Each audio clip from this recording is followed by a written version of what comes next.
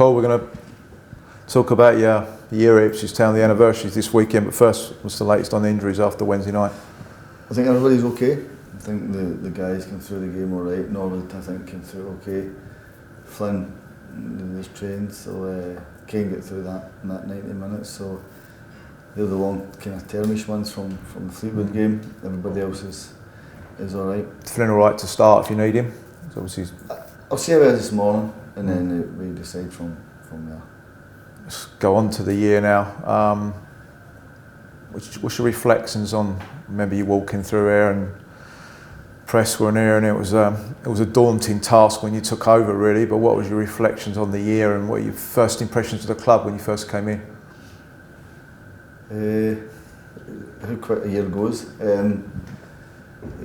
I think I said at the time when you walk in, I never expected to find the club as low as what it was, not just on the playing side, but off the pitch. Looked really tired, really old, and there was no connection with the supporters. That was the main thing. The supporters weren't there, or they were there, but I don't think they were coming through lack of enjoyment or no feeling part of it, or no wanting to go on this journey with the club anymore, and the town being disengaged. I felt that, I could sense that right away, it needed a bit of TLC, and I still think it does. I still believe that it still needs that moment. The training ground was tired, stadium tired. That's what happens when it's no performing or no engaging with the support. I think that was a big thing for me, was to try and get, what has happened here? Why has this happened? Great club, great history behind it. Great players have played here. Won major honours. It's got everything behind it. But the other side of the coin was it was very distant for everything. And when we first came in, we thought, well, where is all the great players that played here? People tell me they're not here and they've not been welcomed and things like that. And I thought, well, hang on, we need to speak to these guys and find out what they think. Then I got in touch with Big Terry and George and Walkie. Mick came in, Russell's came in. I've met Eric Gates, met Matty Holland and people like that to find out, because they guys were really successful here. Then we thought, why has that happened? Then we obviously supporters had to speak to them, why they weren't enjoying the football and what was wrong with the atmosphere or accumulation of everything, So I think the club was really tired and it needed some sort of connection with it. The community trust have all said that to be let go was incredible. But on the flip side of it now, the way the club's moved on is huge in a year. It's the training ground's a lot better than what it was. That was dead on its knees. There was no real identity with the colour running about it. Now the difference in a year, and it's only a year, there's miles and miles to go in it, but everything's starting to get better. The town's engaging with the club, which is great. The community trust up and running. Junior Blues, that people want to come on board. The legend guys, as long as I'm here, the door's always open for them to come and say hello and have some lunch or tea, or the supporters are vital to us, absolutely huge to us. And the difference is, and I've only been here a year, so I can't comment what happened before. I just felt when I came through the door that it was a shame, really. It really was. You've always been a winner. Did it hurt you getting relegated? Of course, when you lose any game, it hurts. That's always the case. The game's about winning, try to win as many games as you can. And last season was hard.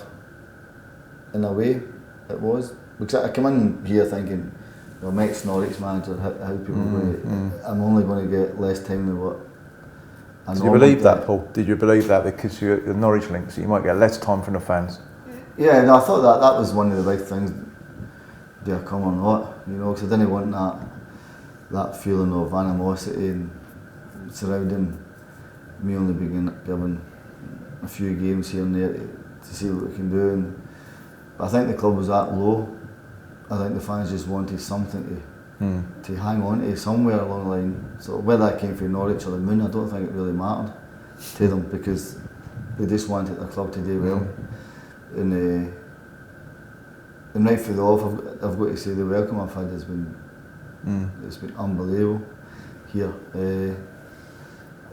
So on that side, there's never a problem. On that side, what you like to think is that the club's slowly but surely getting an identity back and getting a feeling for the community, and people want to come to the stadium and watch football.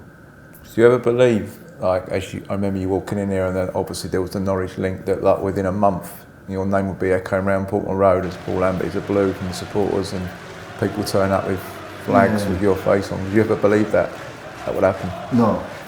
I said that was one of the trepidations I had, because of the Norwich connection, was how will they feel about the next Norwich guy coming in, and even though, albeit it was 10, 12 years ago or whatever. Right, a few years ago, it won't stop that. So, but as I said, I think the club was that low and people had an apathy, and no kids coming to the stadium, and just no an atmosphere in the stadium. I think they were tired of criticising, and when you come into a club and you think, how long have you got? Regardless where you go, how long are you going to really have, and you've got to try and win as many games as you can.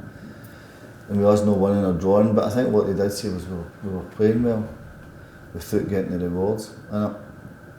And the foundations were there of it. We just needed time to try and turn it around. Never happened.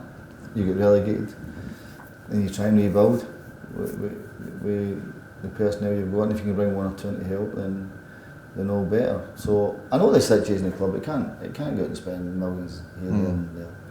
Marcus can't do it. It's impossible. So you've got to breed your own, which I think the club's in a really good place with that. The kids need a bit of time, but the team has started really, really well this year. How long does a manager need in a job? How long do you need? So it's a big job when you took it over. It probably got bigger. Relegation, everyone expects Ipswich to come back up because of the history, the fan base. We're a big club, but how long do you need to turn a club that's going in one direction round and steer it back the right way? It's funny how people portray managers. It makes me smile when they say this manager's got to go after 6, 7, 8 weeks, 9 weeks, 10 weeks, and then other people say, oh, he needs 3 or 4 transfer windows. There shouldn't be a difference between where you're at the top level in the Premier League, or where you're in League 2 or whatever. Managers need time to get their own way. They need time to build a club. They need time to get results. There's no point in manager coming in all of a sudden change. It destabilises everything that you want to try and do. And I think not the higher level you go, any level you go, you need that time to build a club. You need a few windows to, okay, we can do X, Y and Z in that window. You can't do it in that one. But you need time. But this club was that low. In one opinion, it needed the infrastructure to come back to the club. It just couldn't concentrate on what was happening on the pitch. Yeah, I was going to say that, because football's about winning games. Winning games, everyone's happy. But you've seen beyond that, haven't you? You've tried to put other things in place so that winning is at the end. But if we don't win, there's still stuff there for the fans to be excited about and for building for the future. That's important. That's it. And long after I'm away from here, whoever comes in after me can turn and say, do you know that the club's in great nick? Yeah. It's in great shape, it's in great feeling. There's got to be an infrastructure there. And I always say, if your team falls or it doesn't perform and the infrastructure's not there, it can fall for a great height. If there's an infrastructure, it only falls a little bit, then it bounces back pretty quickly. I just felt, and that's just my own opinion, that the club needed some identity here. It needed a fallback on, whether that's in the town, whether it's a community, whether it's more fans coming in, whether there's more season tickets selling, whether there's more commercial things happening. It needed something. For me, there was nothing here. Has your relationship with Marcus grown as well over the years? He's obviously been more visible, he's more comfortable, coming down pre-match and having a chat with you before the game. He's at the club more.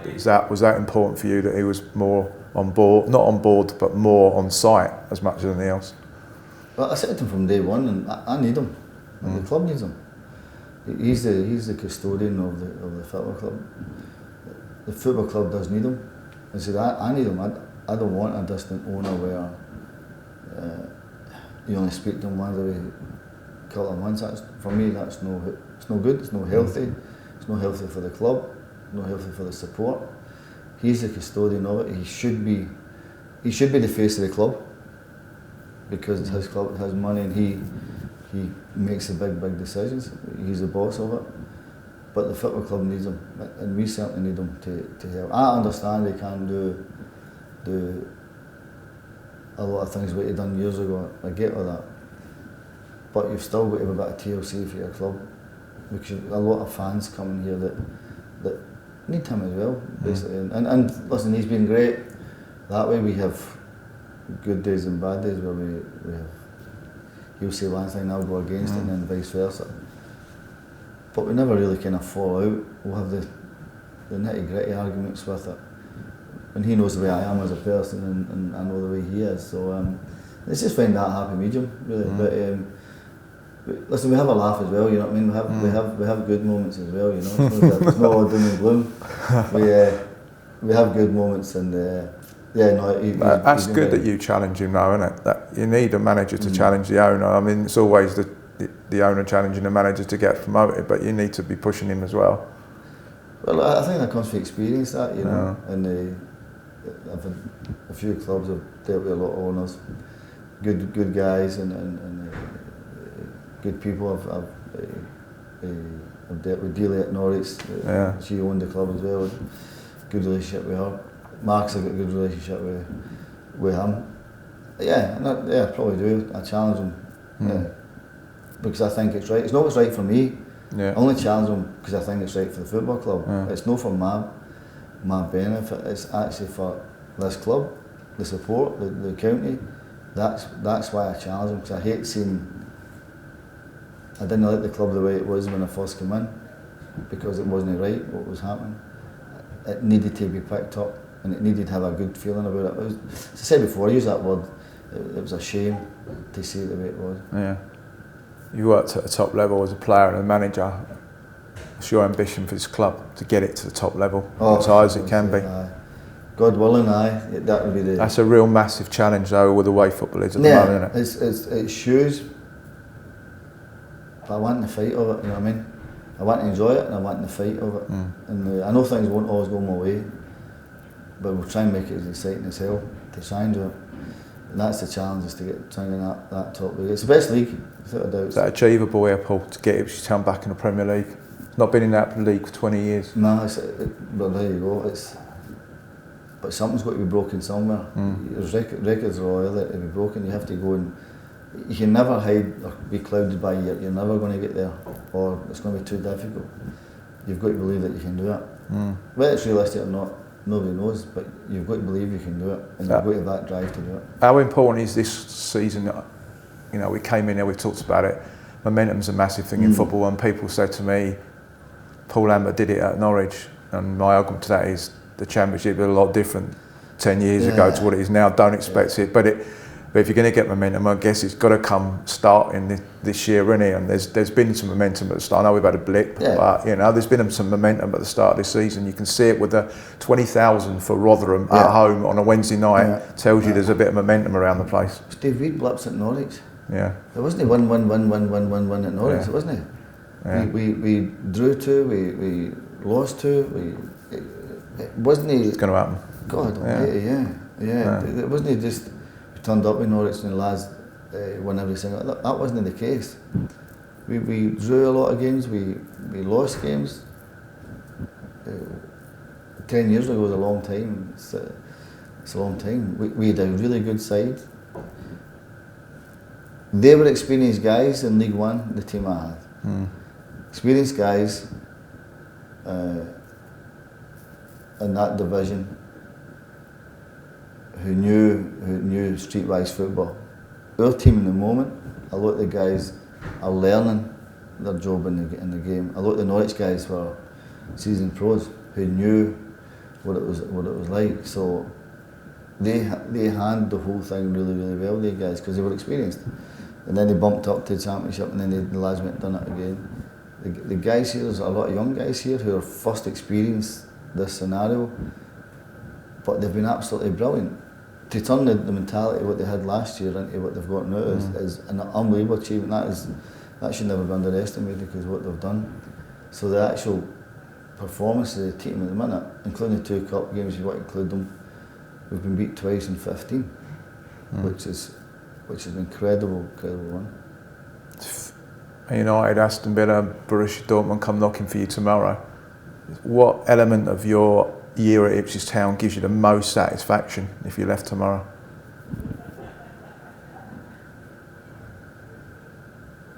I would say the supporters coming back and enjoying the football. Right. That's for me is about all the time being engaged with the football club. I think that's the biggest thing for me is the supporters come back to watch their team. Because I said it before, that was the thing that really annoyed me, is what's happened here? Why is this happening? They support, even the ones that were coming to the stadium, there wasn't much of an atmosphere. You can fill the stadium with people, and people just sit there and don't get engaged with the game, or don't get aggressive with the game. And now, I mean, you can tell me differently, the atmosphere now, I think it's the best it's been for a long time. Well, you don't get 20,000 against Rotherham on a Wednesday night. No, and it's the way they're supporting. They're right behind it. And I say before, these smoke bombs and flags, absolutely brilliant. And I would be an advocate of that, because it creates that. As long as it never goes into craziness or aggression, they're in it to have a great time, because you put a lot of money to watch. If I left tomorrow, the biggest thing would be, we've brought these supporters back and made them feel, this is your club. Finally, just finished with Southend, and the best way to celebrate a year is to win, get back to winning ways. And I guess they've lost 7-1, but they've got a new manager coming in. It can make them a different animal, doesn't it, altogether, because the players will be up for it. Yeah, of course it is. Obviously, Saul was at the game, I think, on Tuesday night. Normally that gives you a little bit of reaction if a new manager in the stand. I know you get 2 sent off. So, but we have, listen, it's about us. We will have a massive support down there again. And as I said before, if we get back to what we were doing before, which I'm pretty sure we will, then it'll be a hard game for Southend, that's for sure.